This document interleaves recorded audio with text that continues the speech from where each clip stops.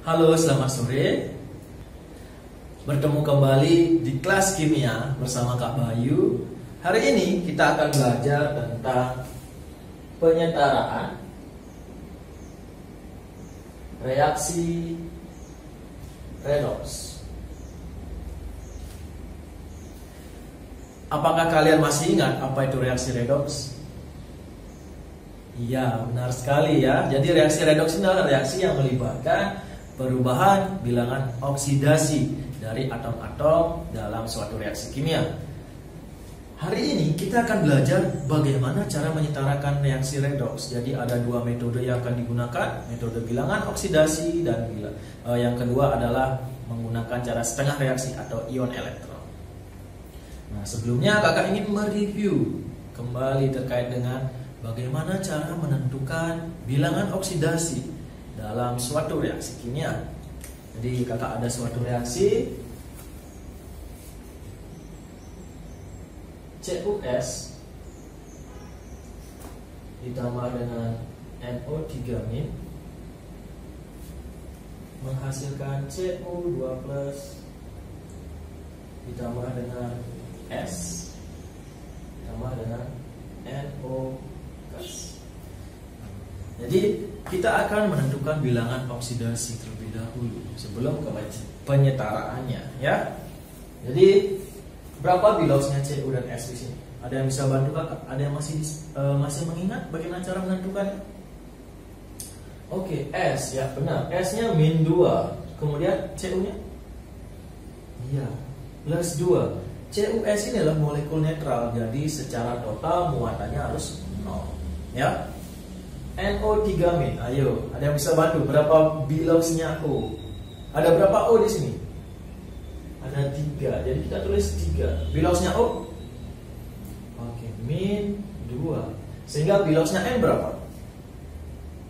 +6, +3, +5, ya. Jadi di sini +5 karena apa? Di sini ada muatannya -1. Jadi secara total N ditambah O hasilnya harus -1. Ya, sehingga bilos N di sini +5. Cu, berapa bilosnya Cu? Iya, benar sekali. Di sini adalah +2. Jadi ketika atom unsur berupa ion, dia bilosnya akan mengikuti muatannya. Ya. S, berapa bilosnya S? 2, -2. Ya, jawabannya adalah 0. Ya, ini adalah atom atau unsur bebas, jadi 0. NO, O, ya, -2, +2. Bagus sekali, makanya kalian masih paham dengan apa yang kita pelajari di pertemuan sebelumnya. Pertanyaan selanjutnya, apakah reaksi ini sudah setara? Belum. Bagaimana kita mengetahui bahwa suatu reaksi redoks dikatakan setara? Ya, ketika jumlah atom sebelum maupun reaksi sama. Oke, ada lagi? Nah, jadi suatu reaksi redoks dikatakan setara apabila jumlah atom dan jumlah muatan sebelum dan sesudah reaksi sama. Jadi hari ini kita akan belajar dengan bagaimana cara menyetarakannya dengan menggunakan metode bilangan oksidasi. Jadi ada berapa langkah yang harus kita ikuti? Metode bilangan oksidasi. Ya. Jadi yang pertama, tentukan bilos. Ya, kita sudah menentukan bilosnya. Yang kedua,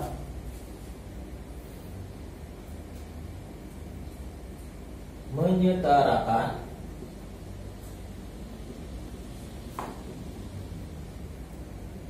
yang mengalami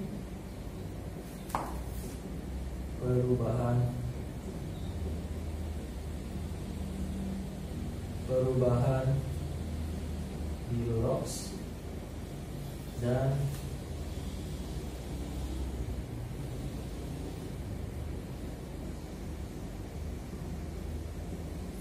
Jadi selanjutnya adalah menyetarakan atom yang mengalami perubahan bilox dan menentukan perubahannya. Oke.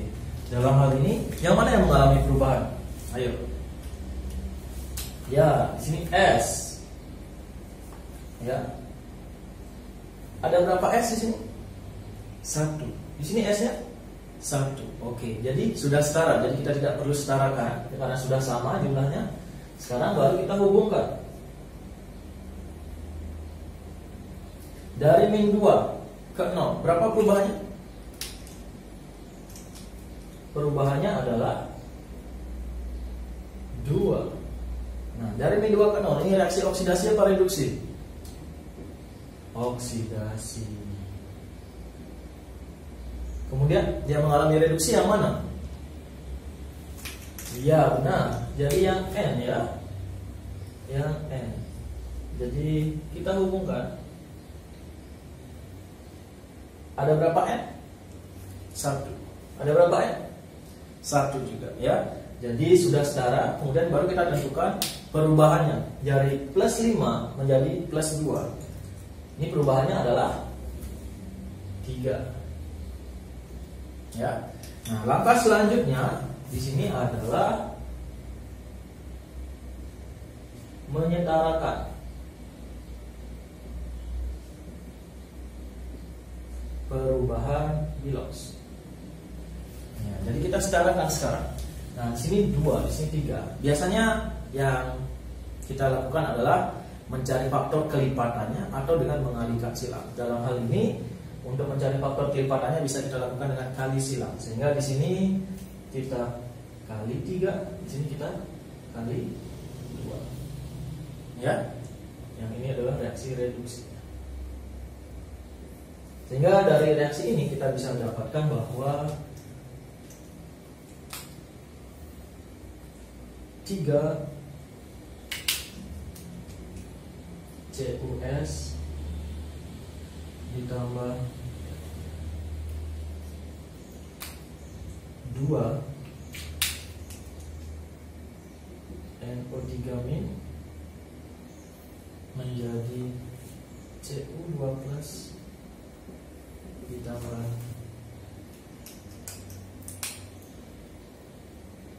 3 S ditambah dengan 2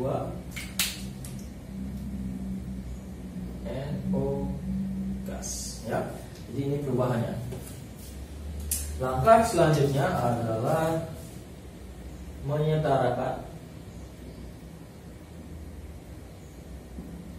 atom lainnya.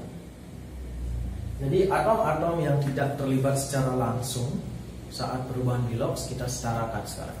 Jadi yang belum setara itu tadi adalah yang Cu ya. Jadi langkah selanjutnya ini adalah di sini ada berapa Cu? 3. Di sini 1. Jadi untuk menyetarakannya kita tambahkan 3 koefisien di depan. Sampai di sini ada yang ditanyakan terlebih dahulu? Belum? Oke. Langkah selanjutnya di sini kita akan menyetarakan muatan dengan menambahkan H+ untuk asam, kemudian OH- untuk basa. Dalam hal ini, reaksi ini biasanya dikerjakan dalam suasana asam. Jadi ini dikerjakan dengan suasana asam. Nah, oleh karena itu kita akan menambahkan H+, ya. Bagaimana cara menentukan muatannya, Kak? Jadi kita harus hitung, ya. Jadi di sini CuS berapa muatannya? Ini molekul netral, jadi muatannya adalah 0. NO3-. Jadi di sini min 1, ada 2, jadi min 2. Di sini plus 6, 0, 0. Oke, jadi secara total ini totalnya adalah min 2. Ini totalnya adalah plus 6. Karena suasana asam kita akan tambahkan H+. Jadi H+ ini akan ditambahkan di ruas yang lebih negatif. Lagi berapa kita tambahkan? Tergantung selisihnya. Dari min 2 ke 6, berapa selisihnya? Ayo. 4 dari min 2 ke 6, selisihnya adalah 8. Jadi kita akan menambahkan 8H plus di sebelah kiri. Ya. 3 CUS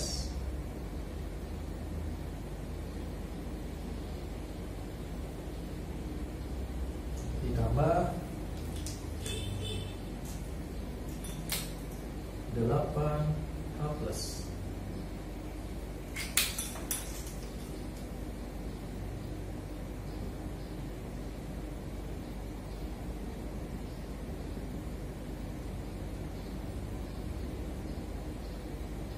Nah, di sini kita sudah sampai di menambahkan H plus. Sekarang apakah ini sudah setara, Kak?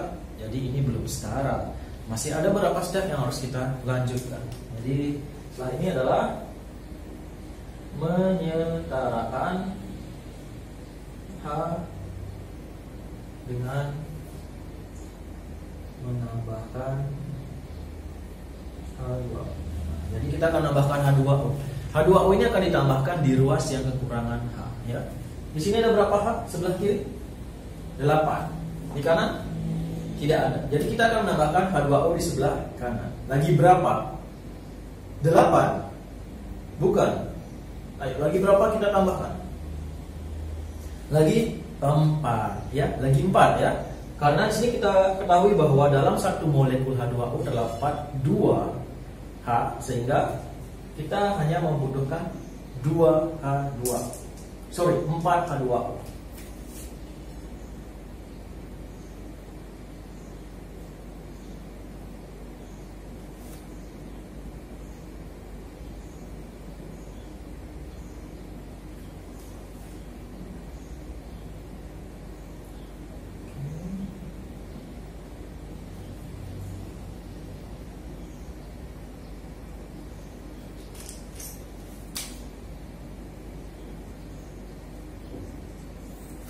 Ini sudah sampai langkah akhir. Kemudian apakah ini sudah setara? Nah, untuk membuktikan ini setara atau belum, mari kita hitung kembali.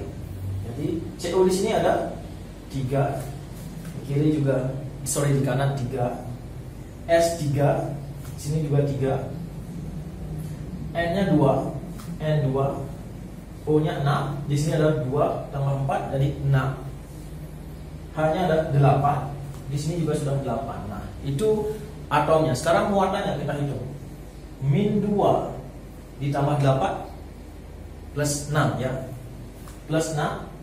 Nah, jadi di sini sudah totalnya plus 6, di sini juga plus 6. Jadi reaksi ini sudah setara. Bagaimana? Mudah bukan? Iya, jadi ini terkait dengan menggunakan metode bilangan oksidasi. Nah, untuk selanjutnya kita akan pelajari metode setengah reaksi di pertemuan berikutnya. Ya, semoga apa yang sudah kita pelajari hari ini bermanfaat dan silakan lebih banyak latihan soal kembali. Sampai jumpa di kelas kimia bersama Mr. Bayu di pertemuan selanjutnya. Bye bye.